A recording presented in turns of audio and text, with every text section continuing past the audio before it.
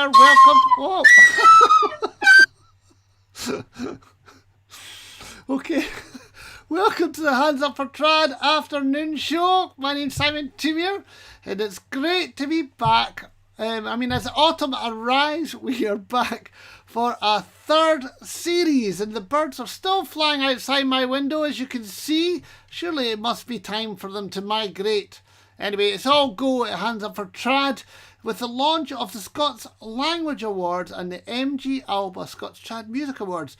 But I quickly want to wish I want to wish the Hands Up for Trad chair, Bill Ward, a happy birthday today. And today I'm very lucky to be joined by the nominees in Scots Language Awards and the MG Alba Trad Album of the Year. Please welcome Innes Watson, Frieda Morrison and Andrew Davidson. Hello. That's funny, trying out the new system there. Who was playing the whistle? Was that you, Innes? That's me, sorry. I'm trying to learn the tune. Excellent. So, I take it okay. Have you been in the garden today, Frieda? Well, this morning, because I was preparing to get everything ready for this broadcast. I had to make sure that the dogs, the cats, everybody, the posties would come in the middle of it. You can't, if it happens when you're broadcasting for your house. Everything happens at the same time during the broadcast. Yeah. Oh, excellent. Yes, we've had a few parcels delivered over our Hands Up Trad after show time. But before we get chatting, we're going to watch a lovely video led by Bravas Callum McCrimmon. It's part of Global Music Match, and he has invited bands from around the world to sing a cantarach with him. I'd very much like to sing an ancient pipe tune with you, but before we can do that, we have to run through the sounds of the scale as it should be sung in cantarach. Our main note is hen, yo, ho, ha, he, ke,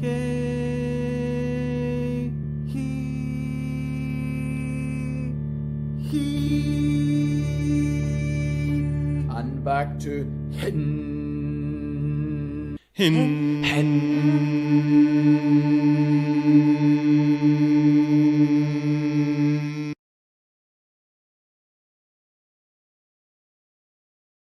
This is a tune known as The Wee Spree. I've got the vocables here. Join me on this journey of musical discovery, starting with a familiar friend. Hen. Hen down through your through. Hen down through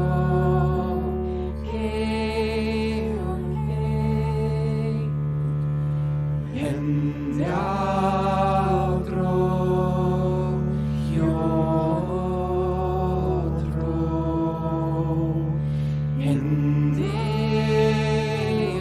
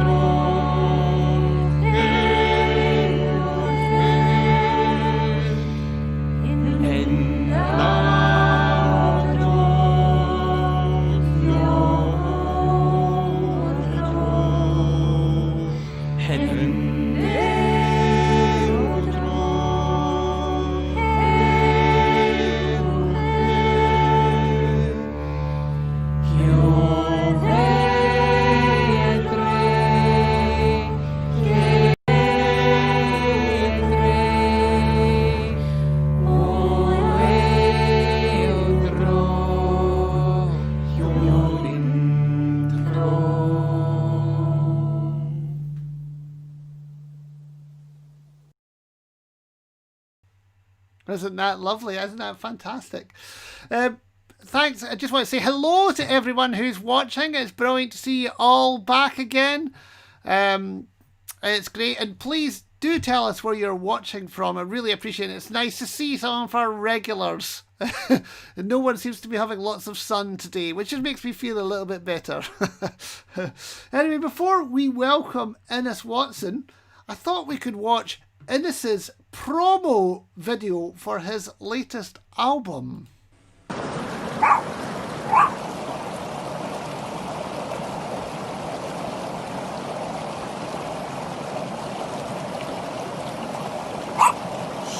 On the phone.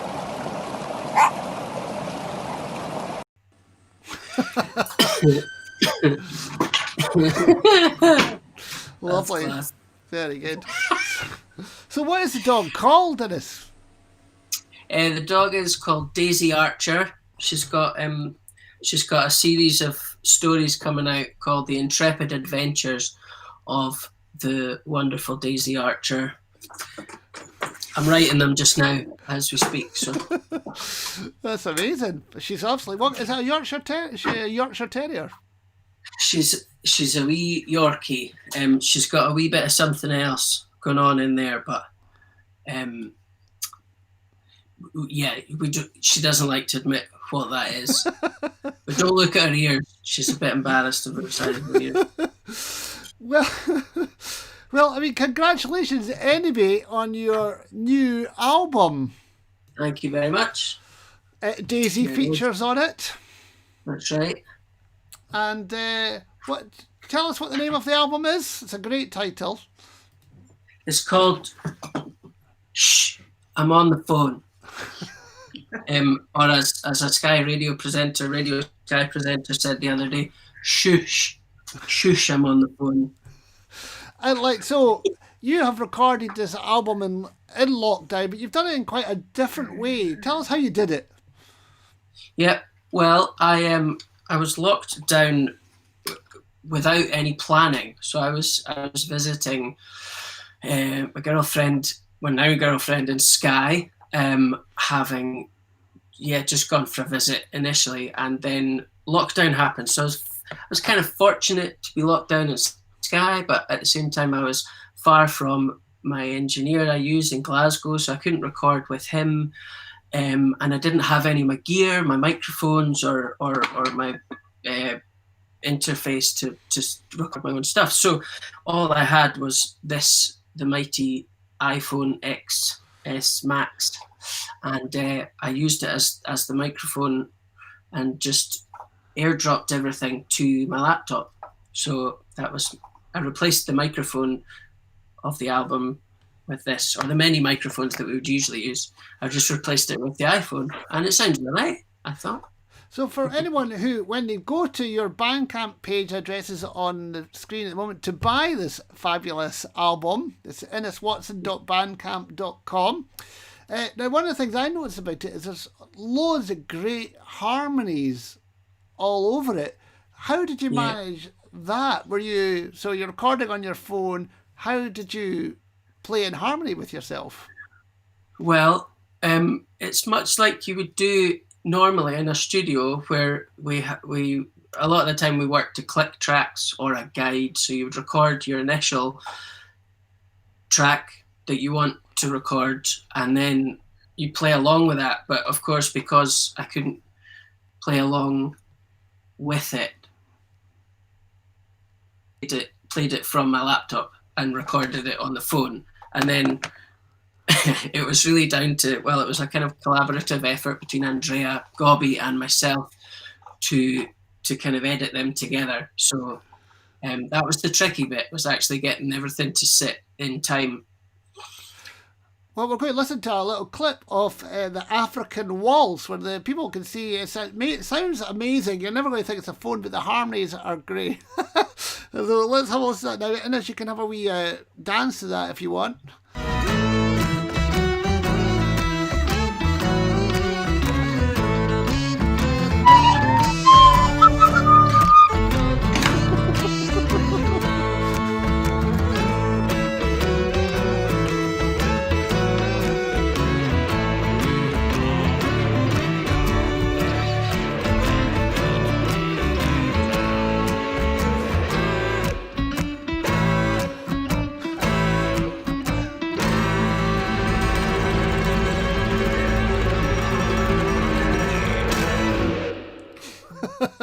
fantastic. rock and roll ending there.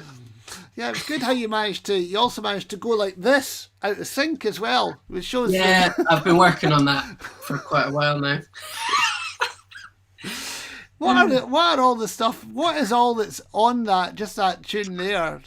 There's guitars, obviously, but so yeah, I started with guitar. The original of that is a big band arrangement. It was recorded way back, and so I had to kind of make the noises as if it was a big band with brass and all that.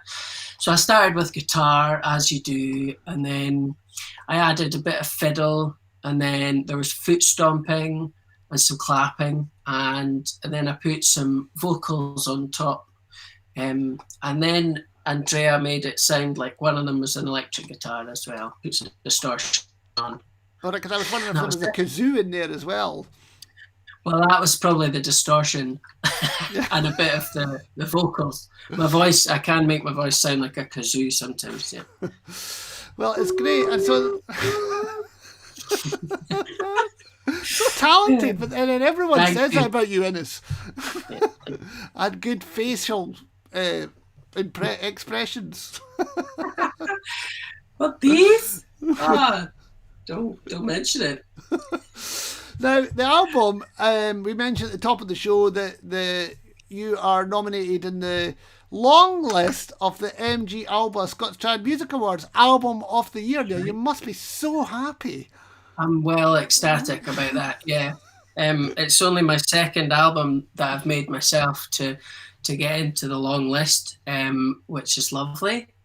It's great to be in there among a lot of my pals, and some people I've only just heard because of the long list as well. So, yeah, it's a nice experience. It's a great list, actually. I mean, obviously, 2020 has been a strange year for the old releasing of albums. Indeed. But if people actually go to scotstradmusicawards.com, they can see the whole list, but they can also nominate. They can nominate the who you think should be nominated in the Scots Trad Music Awards, and that list, the final list with the top 10 albums, which hopefully Innes is in, will be live at the very start of November. Look at that. It's great when you've got pictures of yourself on your wall. Yeah, I tend to mostly unicorns and myself. That's all that decorates my house. So anyway, also in the weekend you are teaching at the Tinto Autumn Summer School, which is a Hands Up for Trad event from that brilliant organisation. What are you going to be teaching? I'll be teaching some fiddle, I think. And will I be teaching some guitar, maybe? Oh, it's going well. Some maybe group work of some description, playing together, maybe? No, none of that. Not this time. We don't do playing together in lockdown. Of course, yeah, I forgot that. Because you'd be out of time. It's pretty tough. So, yeah. Now, if you know a young person and we'd like them to, it's all done on Zoom and it's great fun, and we play like Pictionary at night, and we have a live concert on Saturday night of some kind of thing, and it's great fun. It's for kids of young people of 12 to 18, and it costs £40, and I did forget to make up a web address thing for it, but tintosummerschool.com, you can read all about it, and it'd be great to what's that Phillipson? Oh yes, that's Philip McHenry saying on the comments, have they not just given the award to Siobhan Miller for her amazing album All Is Not Forgotten? It is an amazing album, but I mean, I think Innes would possibly disagree that he might think his is better. Hers is very good. Yeah. And you're not allowed to vote for yourself, so I've actually voted for everyone else. Right, so when I was looking at videos this morning for everyone that was here, I happened to notice that in early lockdown, when everyone was making the sort of collab videos, you'd got together with your old band Man's Ruin, which was one of my favourite bands. Do you ever think they'll get back together, Innes? Well, the beautiful thing is that we've never actually departed or parted ways. We are merely on hiatus while we all do other things. The time will come. I think it was a bit of ahead of its game somewhat because it's a little bit strange. But now that people like the sound of that, we might come back and do some more stuff. But we'll wait till lockdown's done. But in the meantime, let's watch the video. Okay, this is the one. This is it. If I can't do it this time, I'm not doing it. And now on Radio Lockdown, a band from Glasgow called Man's Ruin, and this track is called The Silence of the Frogs.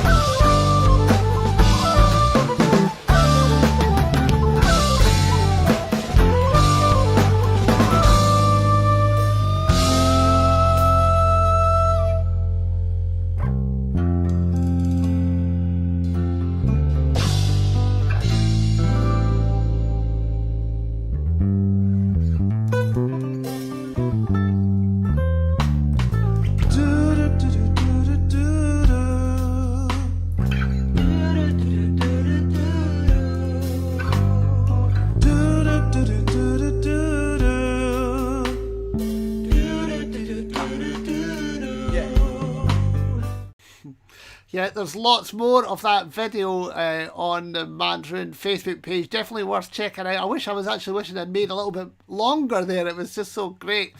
What are we up to now? I just want to say hello to a few people. It's been so long since I did this. Hello to Tom in Japan. Hi to Vincent in partly sunny and breezy Leeds. Everyone's saying it's quite warm now. Hi to Kathy from cold Teesside and Philip from sunny chilly Norwich. And hey to Paul Jennings, a great percussion player. He loved Ewan Mackenzie Robertson's suit in that initial video with Braybach. Hi to Graham from sunny King's Kettle. It's always sunny in King's Kettle. And there's Cameron watching from Australia, and Tom from Motherwell, who had a lovely walk along the Forth Clyde Canal today.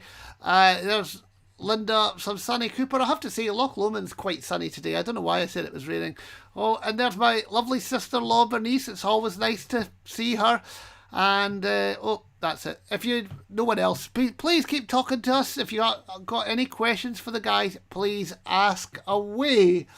Right, please welcome broadcaster Frieda Morrison and media and archive specialist Andrew Davidson. How are you doing, guys? Good. Doing good. Doing good. Good, aye. How would you... I just had to make up a title for you, Andrew. I mean, how did that sound to you? Aye, just from off the cuff, it was very good. Like I'd say, I'll go with that, definitely. So congratulations on your nominations in the Scots Language Awards. Grow Radio, which is part of Scots Radio, is nominated in the Project of the Year. And you, Andrew, are nominated in the Scots Speaker of the Year. So, Frieda, how did you both meet? I think it was a year ago during the Doric Film Festival. Andrew came along to watch the proceedings and the mayhem that ensued in the Belmont Cinema. We had a great day. And we just started speaking, and I think we just started connecting, and I invited Andrew to join the Scots Radio team, and I think the rest is history. I think he survived. Aye, just about, aye. Just about. And so, Andrew, did you have an entry into the Doric Film Festival? Did I read that correctly? No, last year. This year, just before the lockdown, I was actually helping some of the groups put their films together.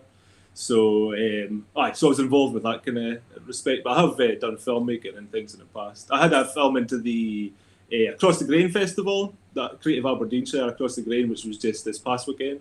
So I made a film around about the Broch. So it was good to put together. Did you study film? I studied media and film. I studied at college years ago, and then my first job working in TV, I actually went to Mongolia, and I presented and made like a weekly English language TV program. It was kind of like almost like Mongolia's answer to Blue Peter, but we need budget. It was just me and an Australian guy and a camera basically, and they let us make 30 minutes of TV a week. So, all right. So, Frieda, can you tell everyone at home about the Doric Film Festival? Because it's an amazing thing. Aye, well, the Doric Film Festival this year has got a different style altogether. I mean, last time we did it, we had to give a slightly different version, which was involving Abdi in the Belmont Cinema for the awards, and there was about 300 folk, I think, in the cinema. The Bairns category, so you had the schools, you had the individuals, you had the community groups, and Abdi dressed up in their best bib and tucker, like the film stars, in an event, and we had a red carpet rolled out for Abdi arriving, and we had 3 or 4 camera crews filming them as they came into the cinema, and I heard one of the teachers in the band saying, it's a paparazzi, the paparazzi are here. Oh.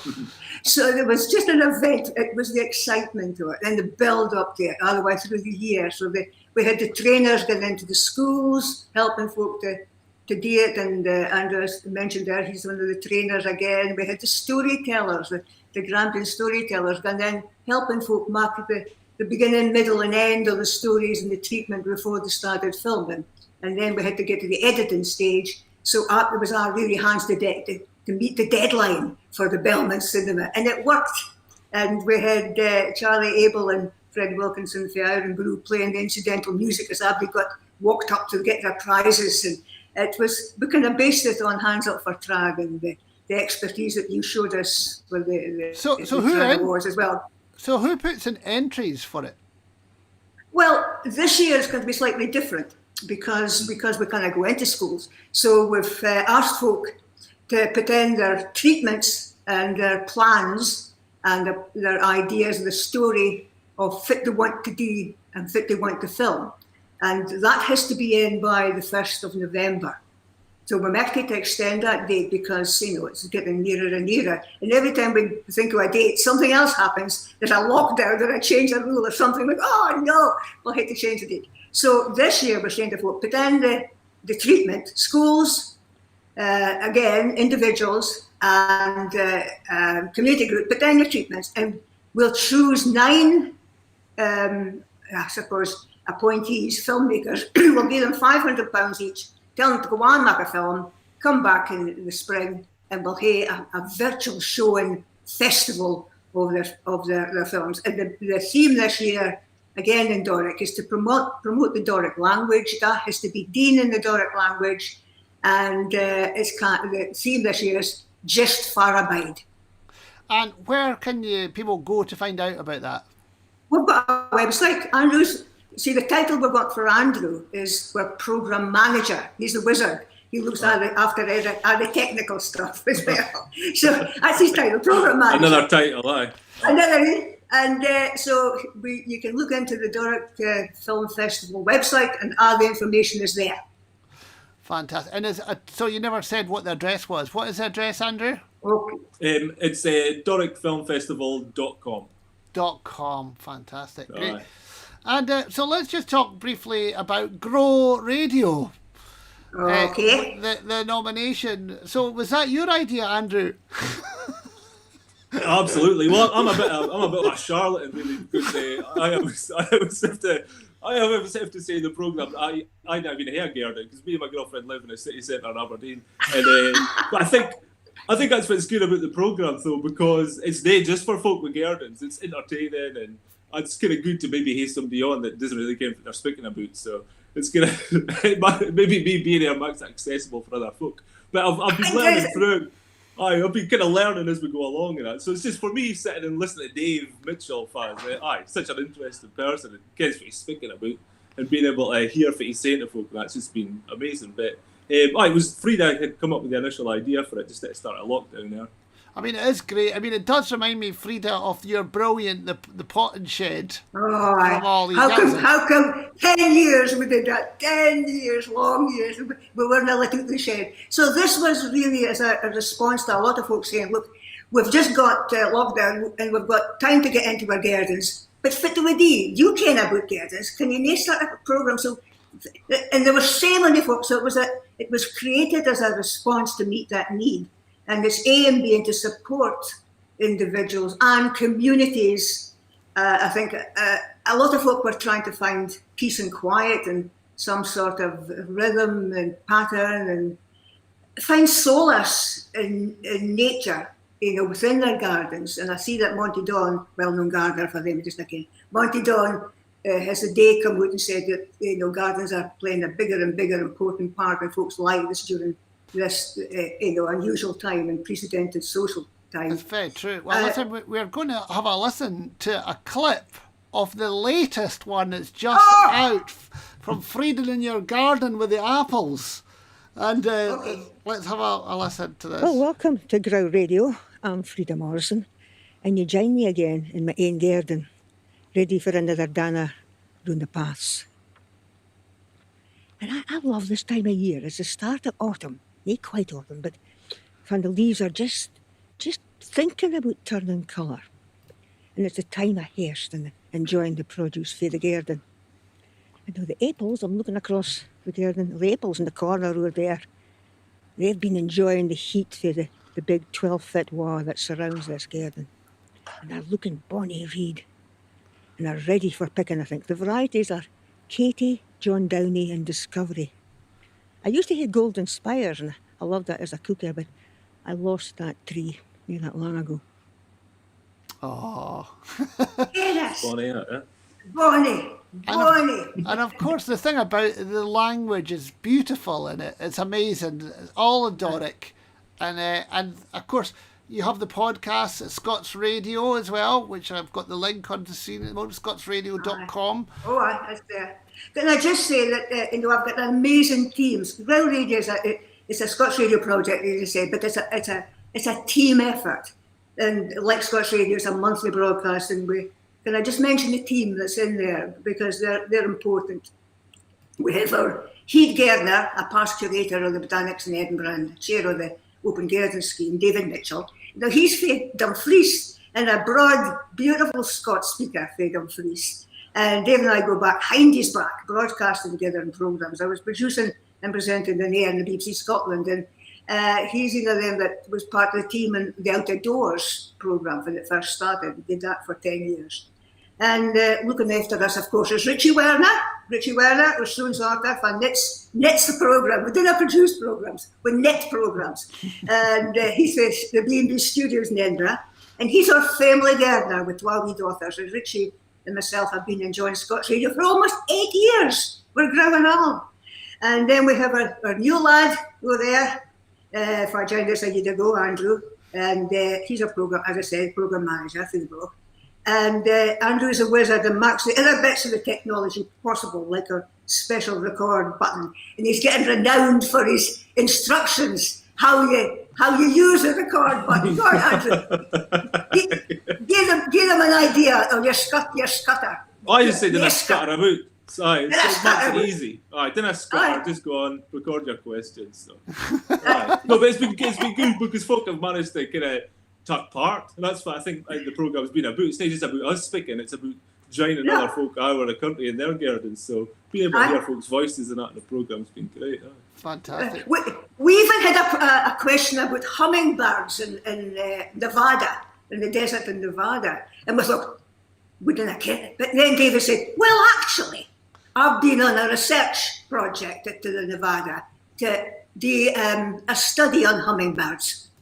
So Abdul and I looked at him and said, did you?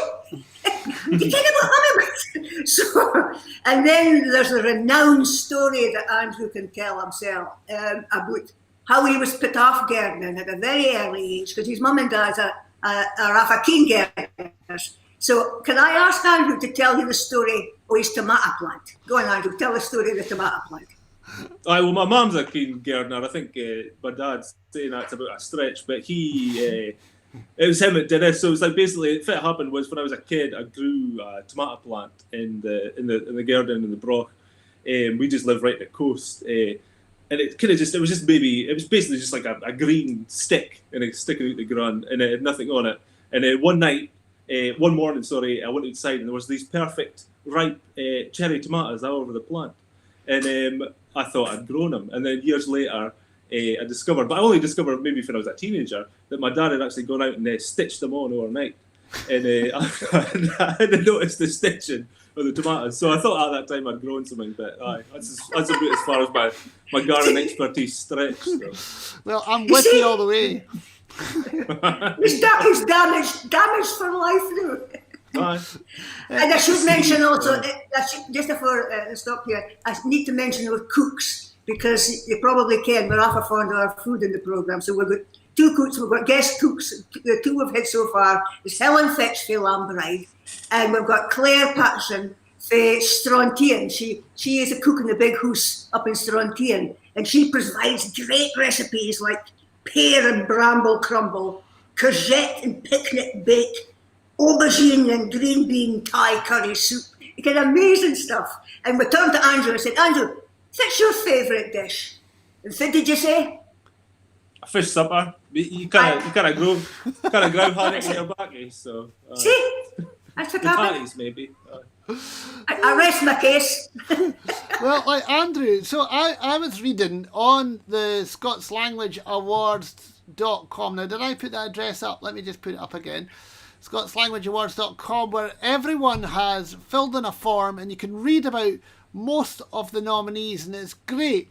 And in it, you were saying that you've been finding ways to use the Scots language in audio-visual works that promote and celebrate it by folk in naturalistic settings, nay explicitly speaking about the lead, but letting the lead speak for itself. So what kind of settings are you talking about? Well, I guess like the most recent kind of project I've worked on, because I'm from Fraserburgh, was Fraserburgh Film.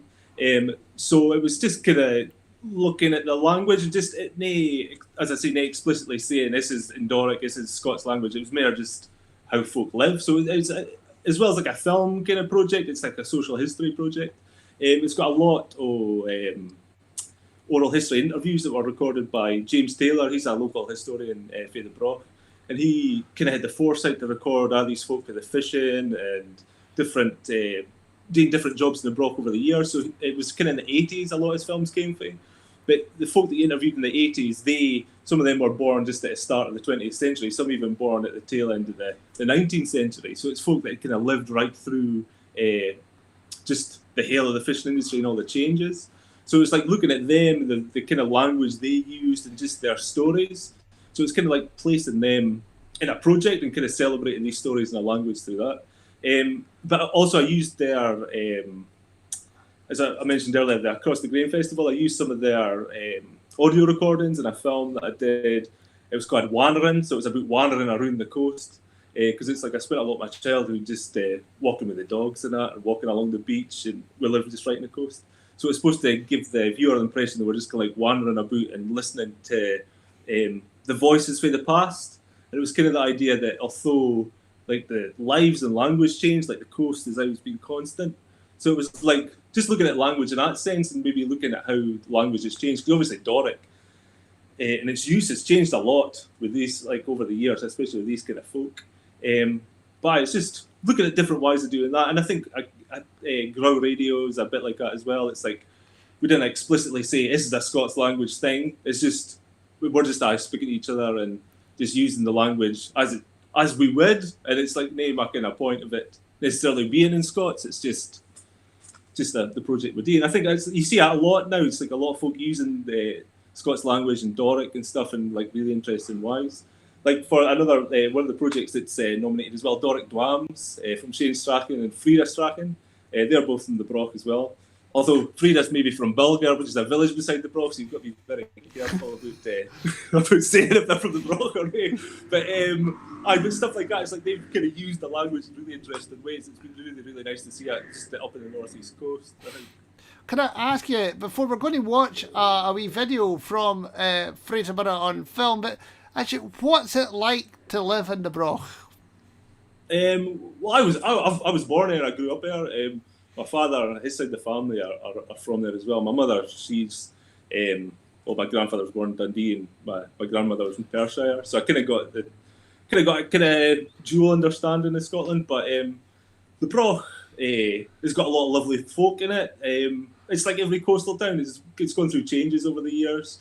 It's going through a process of regeneration at the moment. So there's a lot of buildings being done up again. But I've always liked it. The beach is lovely, and I think the thing is, it's like a lot of folk. If you're born and live beside the coast, I always want to go back to the coast. So I think that's always the thing. It's for me as well. Like putting together a Fraserburgh film was good because it's almost celebrating the history and the culture and traditions that are unique to the Broch and that kind of area. So there wasn't many other projects that maybe do that recently. So to be able to do that was kind of one of the aims of the project for me.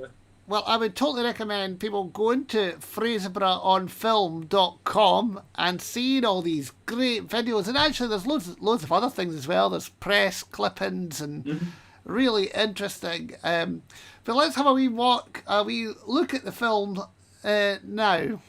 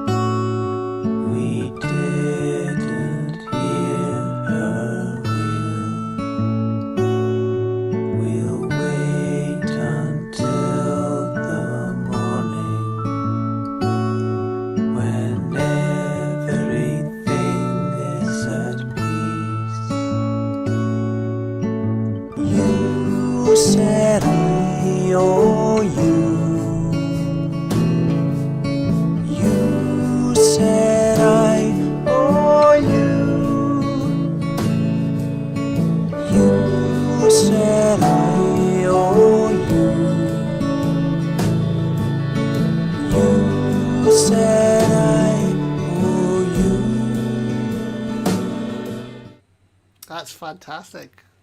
Great videos. Were they all shot with coloured film, Andrew? As well as I mentioned some of the oral history interviews that make up quite a bit of the project, but I also got donations of films with folk for the Broch, and it's like a lot of it's in 8mm film. So I digitised that, and there was also some in the Heritage Centre and stuff that I got as well. But it was like, the thing is, it's like I wanted to do a project that kind of celebrated things or maybe locked away in private collections that folk had, and maybe they kind of filmed stuff and thought it was insignificant. So maybe like if you're just filming a memory of your family, but you think that's just like there's no significance to anybody else. But to see the town as it is in the background, to see events as they were, it's just, nowadays it's like they're really important artefacts of social history, basically. So I was just kind of inspired to show folk that their social history is of worth, really, and it's like there's like a lot of interest in it as well. Because obviously, like folk like looking at old photographs, but film is sometimes problematic and difficult for folk to kind of digitize and put online. So it's to kind of facilitate that as well. So, but I know I love it. Like seeing stuff and discovering stuff within the films is amazing. Like the wedding clip you saw there. My grandfather was actually the minister that conducted the wedding. It was the Queen's cousin or Queen's relative, I'm not sure exactly, but and at the end it's like my mother and my aunt and my grandfather and granny are on at the end, and my mum and my aunt are just like 3 and 2 years old. So the idea was like if folk could see their members of family as well, just in the background of that, it was something special. So it's been great, and the reception folk have, and the nice things folk have said about it's been really lovely. So yeah, it's amazing when you see that. Recently, some footage turned up of my mum when she just met my dad at my uncle's wedding, and she'd never seen it before. And I mean, I'd never seen her. Amazing. She was so young with my dad with a full head of hair. That was great. And actually, I was able to take some stills from it as well, which was quite nice. Stuff to get. Can I just mention, Simon, that Andrew and I are working with an elderly chap up in Cullen, James George Addison, and we're putting together a film. And we're hoping that Anna Massey will join us to do the music for that film, which we're really excited about. We've heard some of our music so far, and it's just amazing. She's great. I mean, Black-eyed Anna's black-eyed correspondent has been fantastic. Absolutely. And we've got a lot of musicians in Ground Radio as well. We've got in the recent episode 6 with Carr, Musical Garden, we had questions for musicians and singers like Steve Byrne and very keen to hear Brian O'Hara, Gaelic singer Kathleen McInnes, Charlie Abel, accordion player, and in the previous episodes, Hamish Napier was just getting started setting up his polytunnel, and we're using Hamish's tunes for his album The Woods as our sync tune for Ground Radio. So we're keeping in touch with everybody. Well, someone from Idrigal Lodge has said that bonny lassie's young, but she's growing yet. The lovely Frieda. Greetings from the bonny Black Isle, Stephen. Do you have a garden in this? Yeah, I've got a wee patch of garden now in Harappool. There's a wee balcony as well where we've been putting some outdoor plants. The girlfriend's very into the gardening. There's foliage all through the house. But yeah. What's there, like holes in the floor and everything? Oh man, all over the place. There's like foliage everywhere. Well, guys, thank you very much for coming on the afternoon show today. It's been great. It's been great to be back, and thanks to everyone. Oh, there's Derry McDonald saying we love Anna. Yes. Yay! Yay for Anna! Anna Appreciation Society. We were at the weekend at the BBC Radio Scotland Young Traditional Musician Award, which the results are announced next week. Anna was the host, and she was fantastic. Yeah, she's just fantastic at that. Absolutely fantastic at that. So, guys, I will see you later, and thanks very much.